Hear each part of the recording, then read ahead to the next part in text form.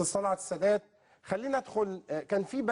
كان في قضيه تانية مهمه جدا ضد وزير الداخليه اللواء حبيب العدلي، وطبعا تم منع كل الصحف من نشرها، كل وسائل الاعلام. انت كنت قدمتها، خاصه هي قضيه تتعلق اعتقد بزوج ابنته يعني. ايه القضيه؟ قول لنا بقى الواقعه اللي هي تم منع كل الصحف من نشرها. واقعه بسيطه. انا الست دي لجأت لي، واحده ست اسمها صباح محمد حسين، لجأت لي واتكلمت معايا على ان هي راحت ضحيه لعمليه افتراء وظلم من جانب السيد حبيب العدلي وزير الداخليه، وبعض الضباط مذكوره اساميهم تفصيلا في البلاغ اللي هي مقدماه، وجوز بنته دكتور اسمه عبد الله امين الاغا، فلسطيني مصري امريكاني يحمل الثلاث جنسيات. ادعى على الست دي بغير حق ان في معامله بينهم، خطفوها هي وبنتها في مديريه امن القاهره، وقفوا الست دي 12-13 ساعه، ثم قالوا لها ان في عندنا ستات من سريلانكا، احنا هندخل بنتك عليهم دلوقتي، ودول ناس شواذ وناس يعني ممكن يعملوا اي حاجه في بنتك هتخش عليهم، هتطلع مش هتعرفي بنتك، والا لو كتبت شيك ب 8 مليون جنيه الاول ب 10 مليون، تكتبي شيك ب 10 مليون احنا تحت امرك، مش هتكتبي الشيك هندخل بنتك على الستات اللي جوه بتوع سريلانكا الشواذ دول وانت حر. 24 ساعه معادين الست ديت.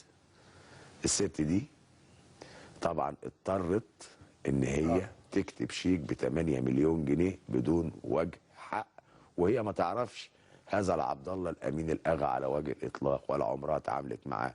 هي كل الحكايه بنتها صديقه بنت وزير الداخليه، صديقه جيجي بنت وزير الداخليه، وكان في بينهم معاملات ماليه.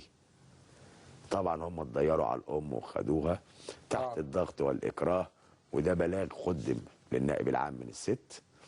الست اتحقق معاها واتحقق مع الضباط اللي موجودين، ثبت روايه الست 100%، لكن نتيجه الضغوط على بنتها راحت سحبت البلاغ، قدمت للمحاكمه. للاسف الشديد وزير الداخليه ايديه طايله، حبيب العدلي ايديه طايله. الست موجوده حاليا في سجن القناطر الخيريه بعد ما مضوها على بيع بالفيلا بتاعتها اللي حلتها وخدها الاخ عبد الله امين الاغا، ودي مستندات كامله عشان بكل شيء. هي ناشدتنا من داخل السجن. بص يعني طالما انه مأساة اختفت السلطه، يعني السلطه يمكن ان تفعل الكثير. فاحنا ايضا هنطلب من لازم يعيد التحقيق في القضيه دي، انه يعيد التحقيق في هذه القضيه. ست ما حلتهاش غير الفيلا بتاعتها في طريق مصر اسكندريه الصحراوي، الفدان اللي عليه الفيلا ده يساوي اكتر من 20 مليون جنيه، هم خدوه منها ب 8 مليون جنيه، وهي اصلا ما عليهاش حاجه ليهم.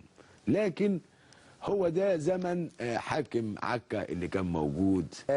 عايز بس اسمع تعليق ساره، عايزه تدخل وهي عايز تتكلم عن الواقع اللي انت قلت عليها بتاعت زوج ابنه وزير الداخليه اللي الست في السجن حتى الان. ساره عايزه تقولي ايه؟ مساء الخير يا استاذ طلعت. اهلا، مساء الخير يا ستي. ازي حضرتك؟ الله يبارك فيك. انا بشكر حضرتك جدا جدا على عرض هذه القضيه. لكن انا احب اوضح لحضرتك معلومه، ان الست دي توفت قبل الحادثه دي باسبوع بالظبط، او بيوم بمعنى اصح. لا اله الا الله. الست دي راحت ظلم. اتوفت امتى؟ اتمنى انها تعيش يوم واحد بس تسمع الكلام ده، تبرد قلبها، بس تبرد قلبها. اتوفت امتى يا ساره؟ يوم الثلاث. لا اله الا الله. يوم الثلاث الماضي ده؟ الماضي ده. دي ذنبها في رقبه حبيب العدلي. بالظبط. اشكرك جدا جدا يا استاذ طلعت. انا الله فعلا يرحمها متكفله ويحسن العرض إليها. سيادتك للقضيه دي. الله يرحمها ويحسن طيب إليها. في كل الله الأحوال لازم أيضا التحقيق لا يعيد حول إليها ولا الاعتبار قوة- لا حتى حول بعد ولا قوة وفاتها إلا يعني. بالله، لا حول ولا قوة إلا بالله. طيب مشاهدينا